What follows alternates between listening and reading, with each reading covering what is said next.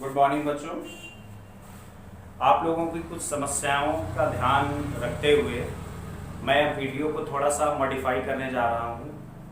मैं अपनी वीडियो में साथ साथ आपको पीडीएफ फाइल भी अपने राइट साइड पे कॉर्नर पे दिखाता रहूँगा, जिससे क्या होगा कि और ज़्यादा एक्सप्लेन करने में और ज़्यादा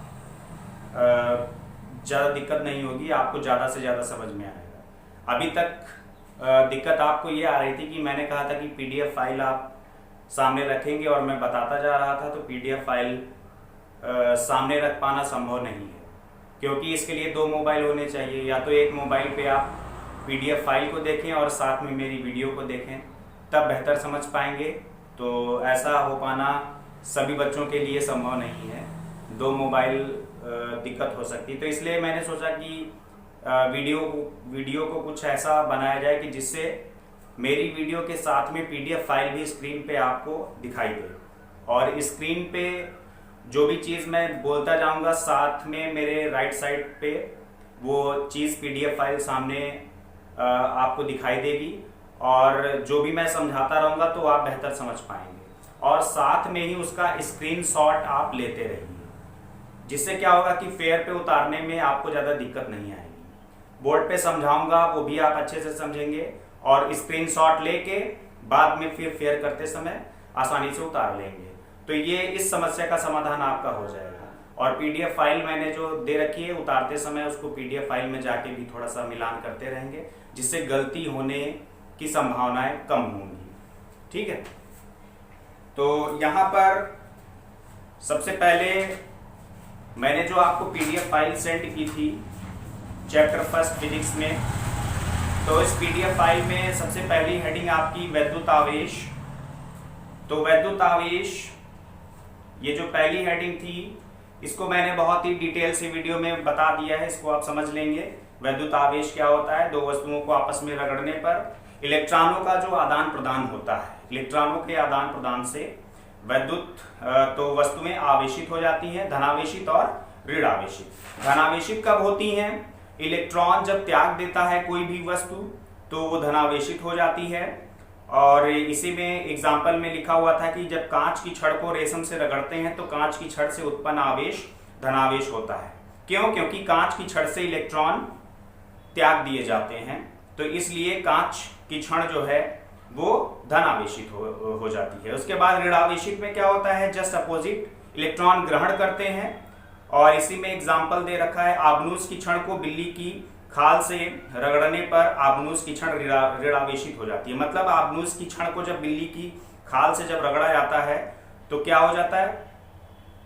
तो आबनूस की छड़ ऋणावेशित हो जाती है। ये page PDF file page number 2 में आप देख रहे होंगे, सामने साइड में दिखाई दे रहा होगा, उसी में आप देखते रहिए।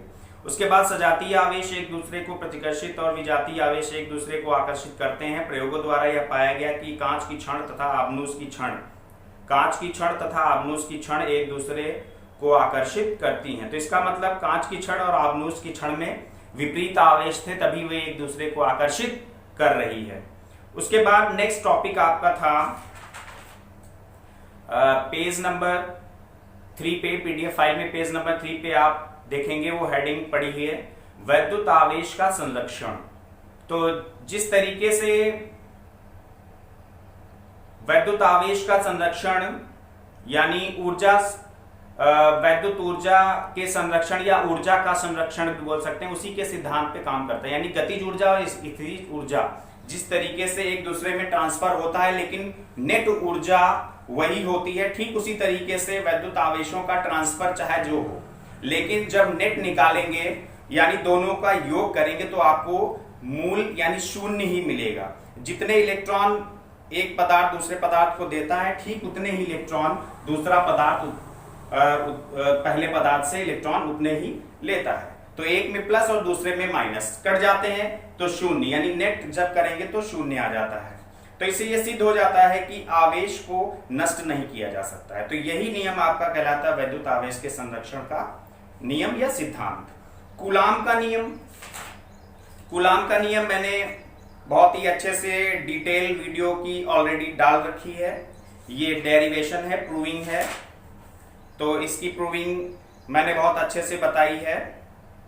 कि जब दो आवेश रखे जाते हैं एक दूसरे से आर दूरी पर रखे जाते हैं तो जो उनके बीच लगने वाला आकर्षण या प्रतिकर्षण बल वो निर्भर करता है कि किस तरीके के आवेश लिए गए हैं। पेज नंबर 4 पे आइए। पेज नंबर 4 पे ही आप देख रहे होंगे कूलाम के नियम का एक्सप्लेन है, F is directly proportional to Q1 और Q2 दे रखा है। ऊपर जो लिया गया है चित्र बना हुआ है तो वो चित्र आप बेहतर देख रहे होंगे। और F is inversely proportional to 1/r²। Inversely proportional दूरी के वर्ग के व्युत्क्रमानुपाती होता है। दोनों इक्वेशन को कंबाइंड कर दिया गया है तो F is directly proportional to Q1 Q2/r²। और यहाँ पर जब डायरेक्टली प्रोपोर्शनल का अनुक्रमानुपाती का निशान हटाते हैं तो यहाँ पर एक कांस्टेंट के आ गया कि एक अनुक्रमानुपाती नियतांक जिसका मान 1/4πε0। पेज नंबर 5 पे देखिए 1/4πε0 और जिसका मान होता है 9 × 10⁹ न्यूटन मीटर स्क्वायर प्रति कूलाम स्क्वायर। और at last F is equal to 1/4πε0 Q1 Q2/r²। और फोर्स है, बल है, तो इसका मात्रक यूनिट न्यूटन ही होगी। इसके बाद यहाँ पर एक ε0 आया है जिसे निर्वात की वैद्युतशीलता बोलते हैं। वैद्युतशीलता मैंने वीडियो में ऑलरेडी बता रखा है कि आवेशों को धारण करने की क्षमता वैद्युतशीलता कहलाती है। और इसी में अगर किसी माध्यम, कोई भी माध्यम हो, निर्वात है या वायु है या अन्य और बहुत सारे माध्यम होते हैं, कांच हो सकता है और कागज हो सकता है, लकड़ी हो सकती है, ये सब बहुत सारे माध्यम, प्लास्टिक हो सकती है। तो इन माध्यमों, अगर कोई किसी माध्यम में आवेशों को रखा जाता है तो वहां पर लगने वाला आकर्षण या प्रतिकर्षण बल 1/4πε0 के मल्टीपल में के आ जाता है।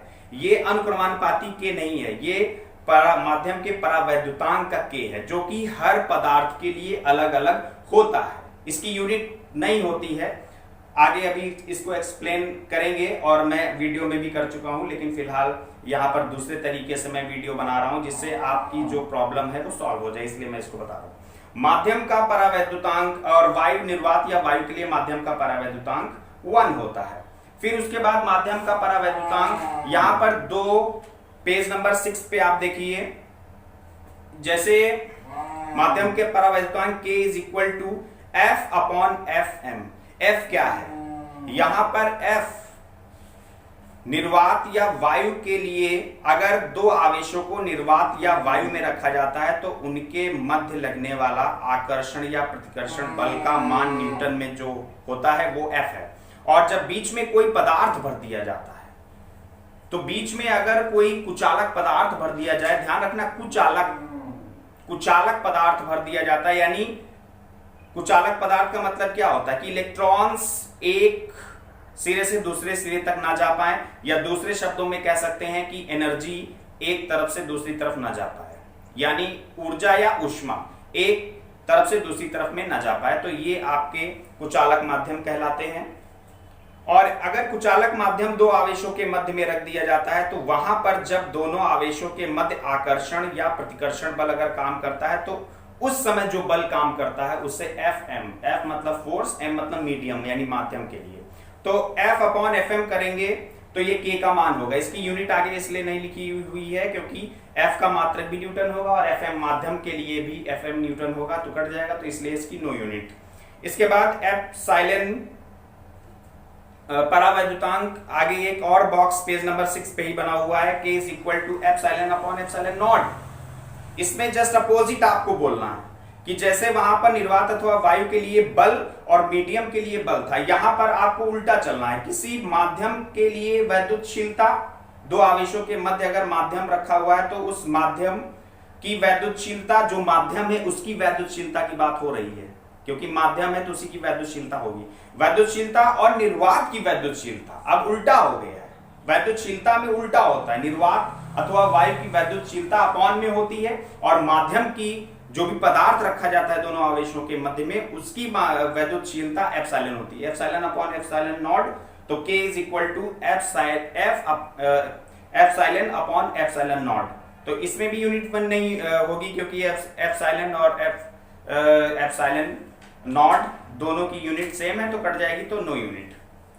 उसके बाद वैद्युत क्षेत्र क्या होता है?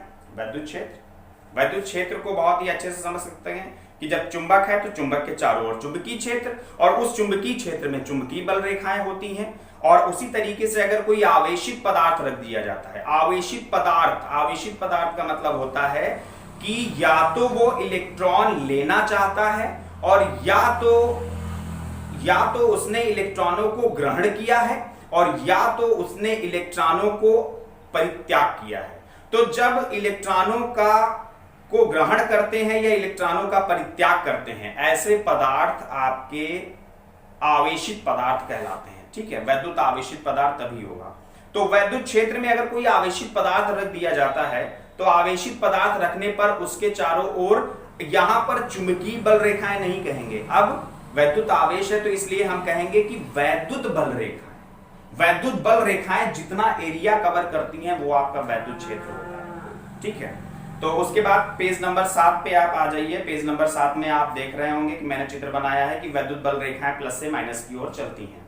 ठीक है, तो ये वैद्युत बल रेखाएं हैं, प्लस से माइनस की ओर मैंने डिनोट किया है, फिगर आपको बना लेना है।